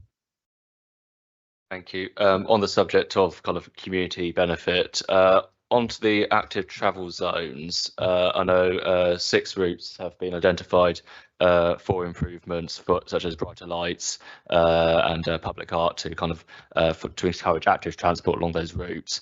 I'm just wondering why Western Road is not included in that, which I thought would be a natural one, given that's the more direct route to the Collieswood tube line, and also happens to go through my ward as well. So would potentially would you be open to have other routes potentially looked at for improvements, such as Western Road to connect Mitcham to Collieswood better?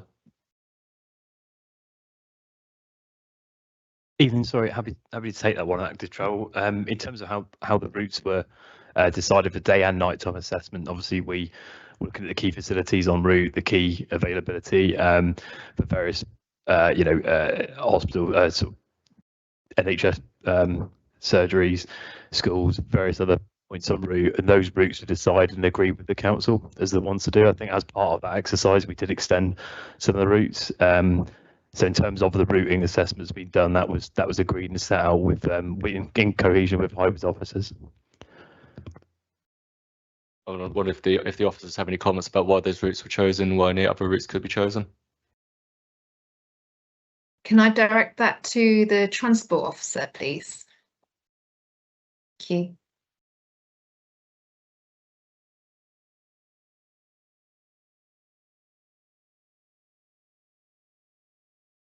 Chair, is coming from A to Z routes from the transport for London, and with them we allocated 6 routes, and these are the routes they and London Borough Merton decided on. If we want to, we can add some of the routes that you are considering it. Councillor Foley. Thank you, Chair. I'm just my old favourite, parking.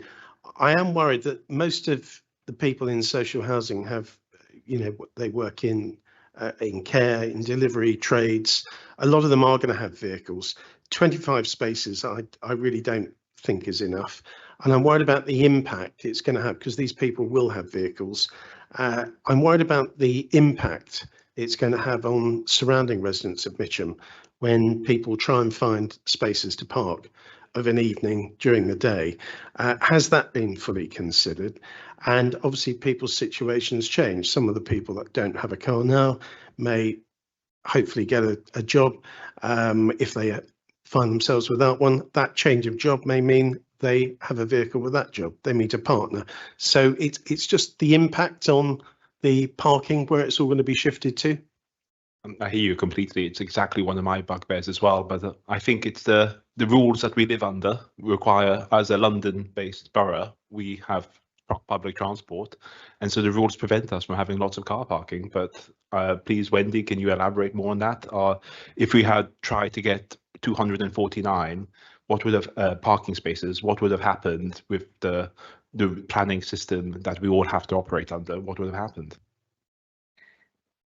With this application, because it is sited in a highly sustainable location in PTAL 5, the starting point is actually a car-free scheme. TfL initially objected to this scheme, even with 25 parking spaces, unless it's part of decant. And they've only withdrew the objection to the level of parking because this forms part of the decant. That's why we have to secure the parking spaces for Eastfields to address the objection raised by TfL. So as pros and cons, I guess in terms of the direction of travel, the GLA is trying to promote sustainable modes of transport, especially in these town centre locations. So it would be really difficult for us to ask or increase any on-site parking in this location. The parking is 100% EV charging. And what's the disabled parking ratio? It's 7 disabled parking spaces. So 7 is about, my maths is about 30. Hang on. 7 over 25, sorry. Is it 0.75, Wendy? Yeah. Yeah. outer No. outer London. Thank you, Wendy. I mean, what gets me is, you know, I know we're satisfying a numerical policy to a degree, but you know, we need to also think about the residents and the effect it's going to have on them. That's really what I'm getting at. But I think you've answered it as best you can. Thank you. Yeah, we have tried, Councillor Foley, but unfortunately, just given its location, it's not something we could have, you know, continued negotiating with TfL. Ryan? Yeah, let's be clear. Nobody is being forced to be rehoused on Majestic Way. So if you have a car and you are currently living on High Path or Eastfields and you're offered an opportunity to relocate to Majestic Way, and you're not going to get one of those spaces, you'll wait for the regeneration of High Path or Eastfields, and where there will be higher car parking standards. So nobody's going to be forced to move. If people need to have a car and they don't get one of the spaces, they'll be rehoused in due course on the other regeneration estates. Councillor Austin?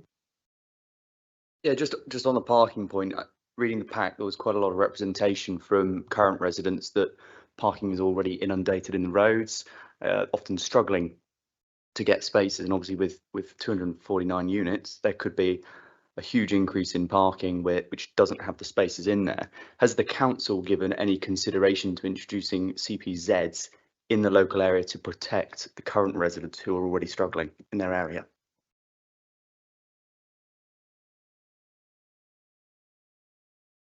Yeah, sorry, that's one sorry, for sorry, go ahead. Sarath. No, you go ahead. There's no parking restrictions within the vicinity of the site. There were to be any CPZ, then the residents will be ineligible for a parking permit. So we are not identifying the areas for CPZ yet. If ever the residents nearby wanted to introduce a CPZ, they could do so, and the residents of this development would be able to apply for permits as part of that CPZ, I think is the answer. Councillor Hoppersler, did you have your hand up? Oh, sorry, Councillor Johnson. Can I add something in terms of the CPZ? Just, sorry, Councillor, just interrupting you before everything. It's more on the CPZ matter, because we did an exercise, again, whilst not related to Majestic Way, but we did a preliminary exercise on introducing CPZ for gasworks in the vicinity. And when we actually did a review, it actually ended up resulting in a reduction of available parking spaces by about 50%, just because when you try to formalise the parking, you end up actually reducing the quantum of available on-street parking spaces. So it's not something we are not sure, whilst we haven't tested it, but we're not sure whether that's something that would be that would please the existing residents if we were to introduce CPZ. But that's obviously something we could look into. Councillor Hoppersler. Thank you, Chair. Regarding the commercial and community businesses in the ground floor, are you planning to build communal changing rooms, lavatory or toilet facilities, or individual services for each unit?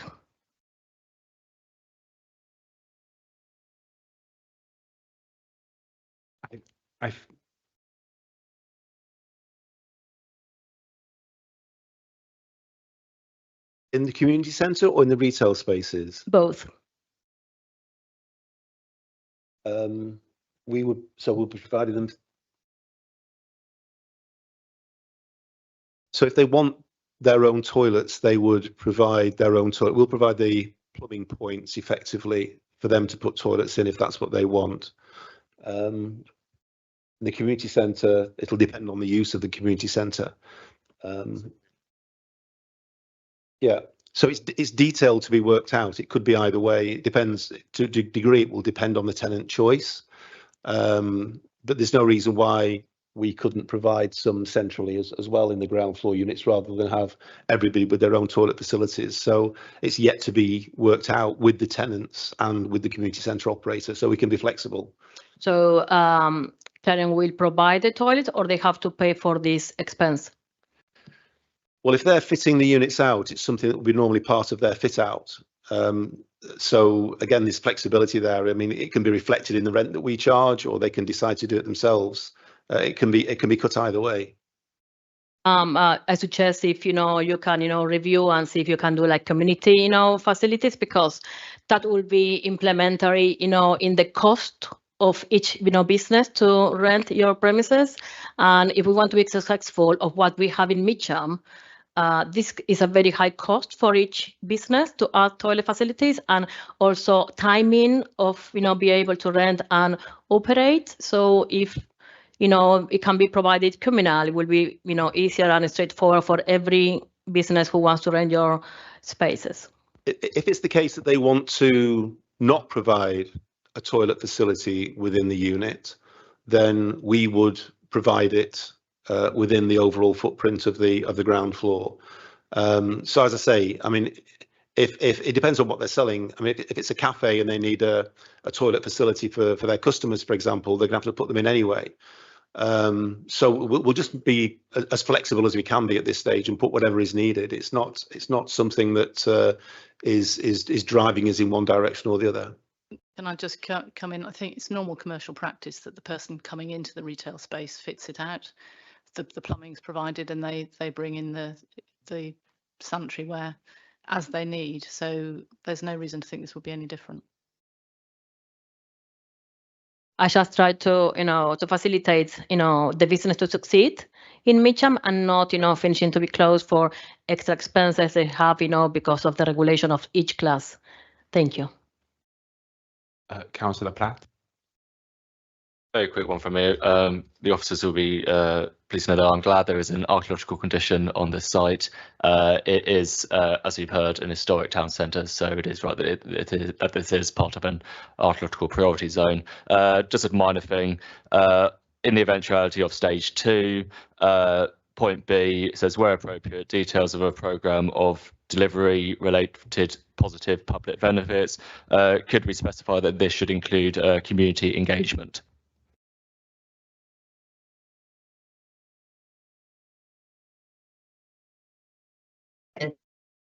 I can take that. That's helpful.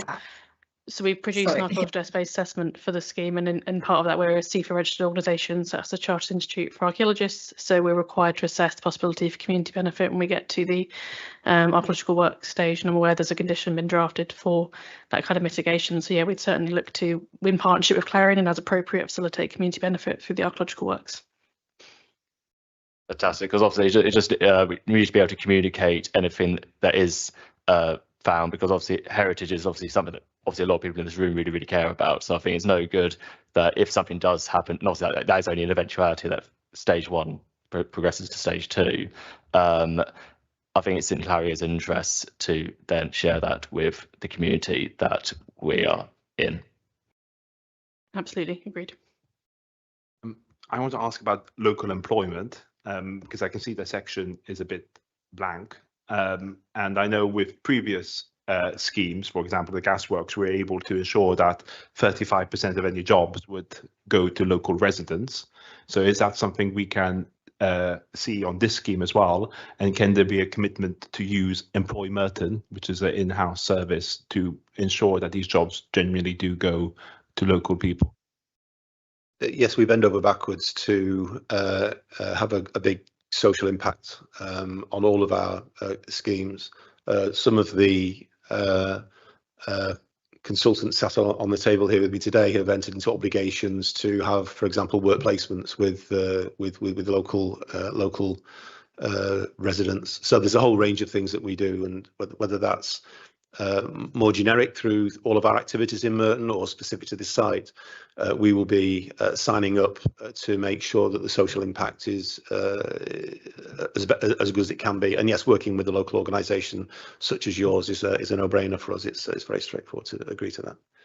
And that's great. It's good to hear, and it's good to hear there'll be, if this were to go, there'd be local jobs. But the other concern I have is that Mitcham has a market that happens on Saturdays. Happens on Saturdays. I note that as part of the plan, construction will take place on Saturday mornings. I'm not sure if you've been to Mitcham Market, but it can be a thriving affair with people playing music and playing. We have instruments sometimes as well and bands. Can there be a commitment that whenever Mitcham Market is taking place on a Saturday, that construction wouldn't be happening at the same time? Saturday morning working isn't normal or common on our construction sites. It's usually when there's been a delay of some sort. And we do, again, bend over backwards. So I know I'm going off a bit of a tangent here, but for example, when the Harris Academy in South Wimbledon asked us to not undertake demolition works during exam time, we agreed to that, and we stopped any work. So I'm sure there's a way of accommodating that without knowing the specific details. Is it every Saturday or is it once a month or something like that? It's a moment once a month, but we're trying to I'm bring sure, it up. I'm sure we'd be able to work around that. Could we make an addition like noise restrictions potentially? Because I mean, obviously you never know when you might have to work on Saturday mornings, but maybe we could condition noise restrictions for Saturday morning to preserve the market. Would that be? Yeah, that would be a sensible approach. Are there more questions? On the Section 106 agreement, can that money be spent locally in Figs Marsh, as it is Figs Marsh that is getting impacted by these works? That's up to you. We just make the payment. It's up to you where it goes.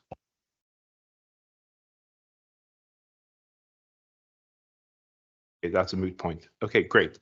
So shall we go to conditions? I have a list here, and then please, if I've missed something out, can we please raise your hand? So the first one is for the community use, we're going to condition for the period to move from 1 year to 2 years. That's condition number 1.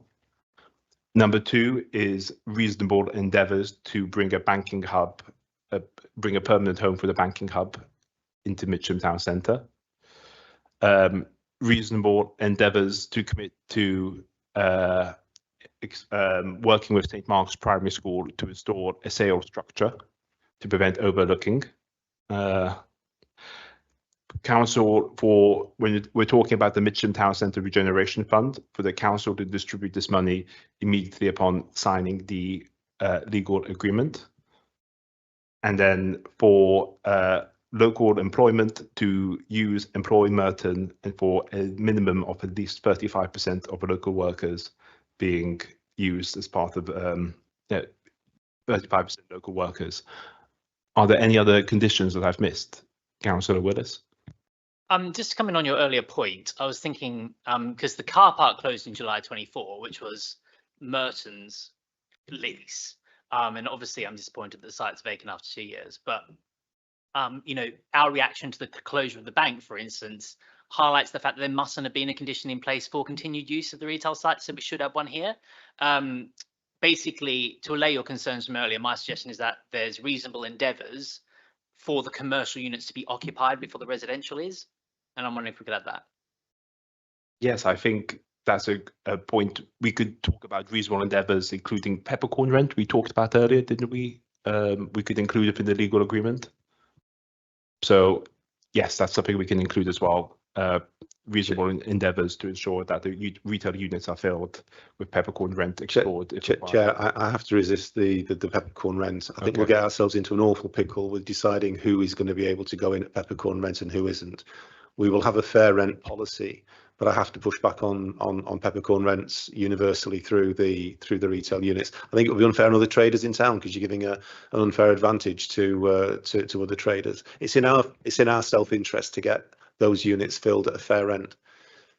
Striking reference to peppercorn rent, best endeavours to ensure the retail units are filled and not vacant for more than 3 months.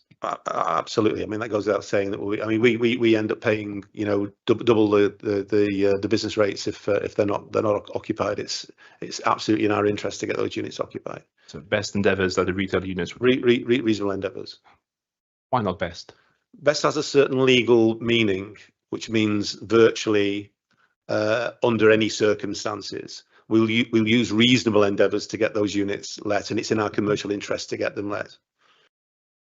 I hear your passion for ensuring these retail units are are let. So I don't understand why Best would not match your passion. It's just that best has a very specific legal meaning, which is onerous on developers. Can I ask legals, the legal come in here and to point out whether, can I get legal's advice here, please? Yes, hello, good evening, everybody. Now, I can confirm that if you were to have an obligation to use best endeavours, that means going above and beyond, doing absolutely everything, even if that is potentially against your own commercial interests. So that would be a very harsh standard, in my opinion, to hold them to. Thank you. Just on the timing of residents moving in before the retail units are in. Look, people are living in housing conditions that they want to move out of on these regenerated estates. It's hard enough. I mean, you'll effectively be saying to your own housing department with your 55% nominations that you can't let those units until the retail units are let. There is also the point that if we can't find retail unit operators who are willing to commit, they will need a period of fit out. So when the building is completed, when it's been signed off as being safe, they will then have to go in and do their fit out, which can take a period of time also. So I'd not be willing to get into a situation where you say we can't have any residents in the building until the retail units are let. I've explained already, it's in our commercial interest to get those units let as quickly as we can at a fair rent. But I'd not want to be in a position where we're not allowing residents to move into the accommodation above until the units are let. We might go for 25% trigger or 50% trigger. The key point being that you can't let all have it fully occupied residentially and still have the vacant. These are all social rent with people on your housing waiting list queuing to get into them. Which is.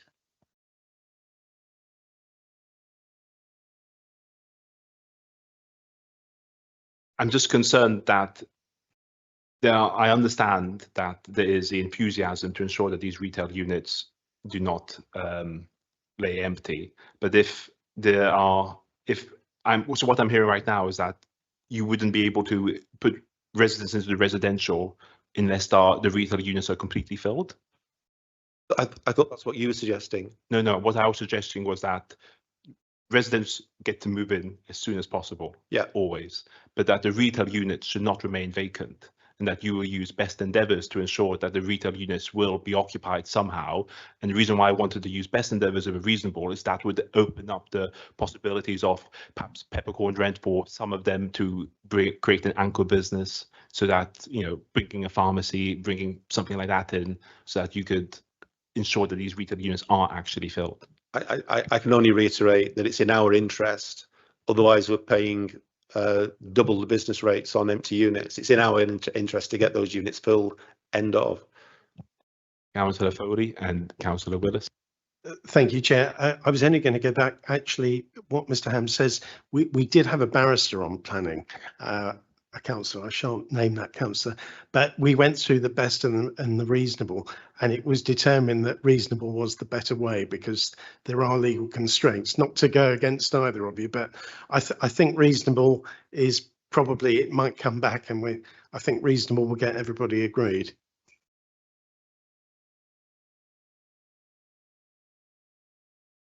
Okay, yeah, but that is a unanimous chorus around me.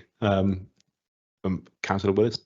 Thank you, Chair, and welcome to the new officers on the panel. I just wanted to thank you for the 50% suggestion, but as it was my suggestion that was the trigger, I'm happy to withdraw that because I do take the point that I would be responsible for half of the building not being able to be filled with residents if I had suggested that you needed to have 50% occupancy. So maybe something instead like reasonable endeavours for things not to be empty for more than 3 months, because then that leads on to their own rent reductions rather than us stating peppercorn. That's what I was working on for my paper here, reasonable endeavours for the retail units, the social housing units filled as soon as possible, of course. Okay, so we have our conditions.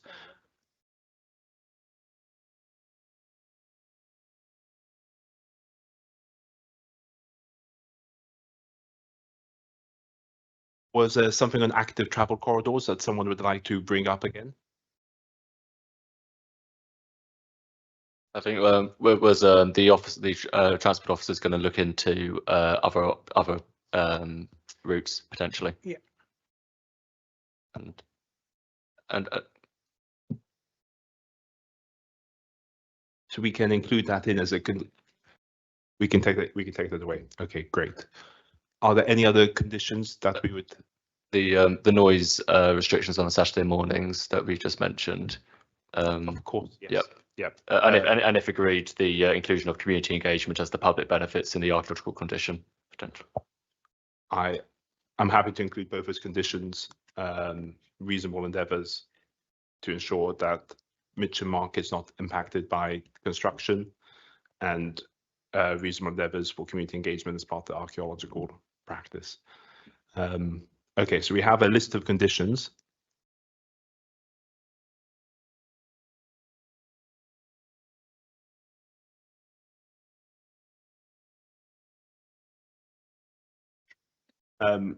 So we talked about the council distributing the funding from the town centre regeneration fund, but we also talked about how that marker was based upon the gasworks site, and that was a different context. That was not quite literal beating heart. So adding a condition for working with the council, including Mark, the town centre manager, to see what projects can be Clarion can partner with to ensure that the town centre continues to thrive and flourish, especially with the market in mind. Reasonable endeavours to build upon that funding as part of on a case-by-case basis with projects around the town centre.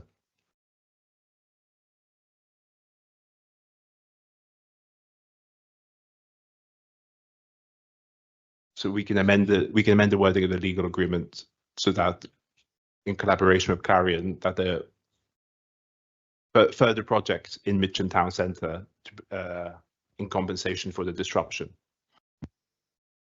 will be reasonably considered or something like that. Is that yeah? Okay.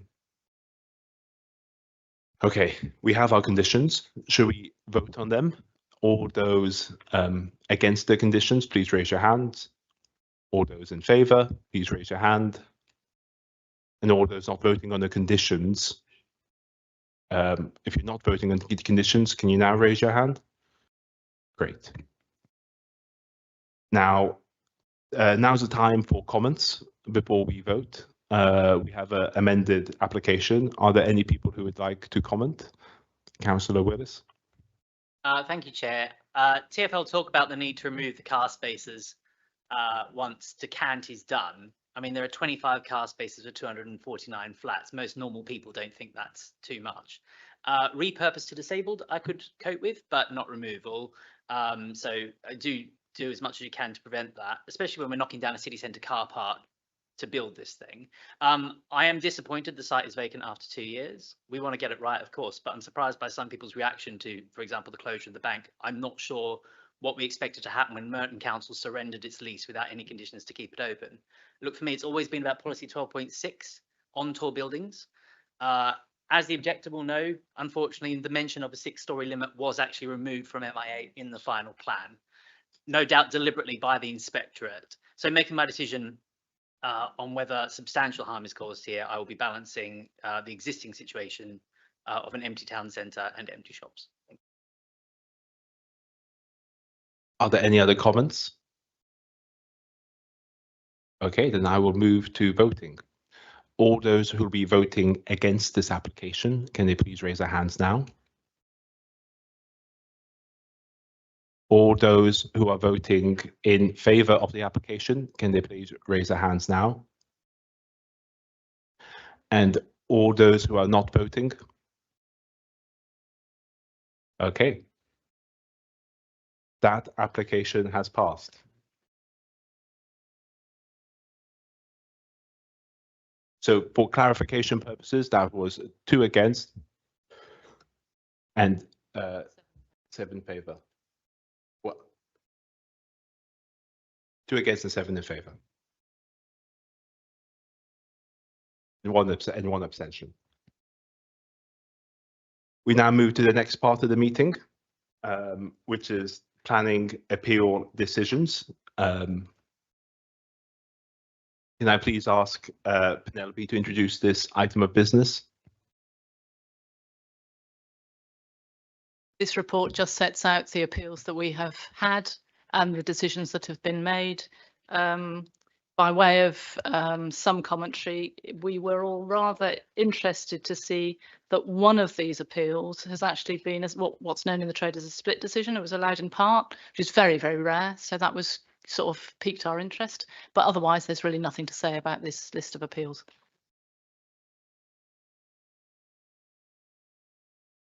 Okay, are there any questions on this item of business? Nope. Then I think we have completed our agenda for today. Thank you guys very much for being here tonight. I close the meeting.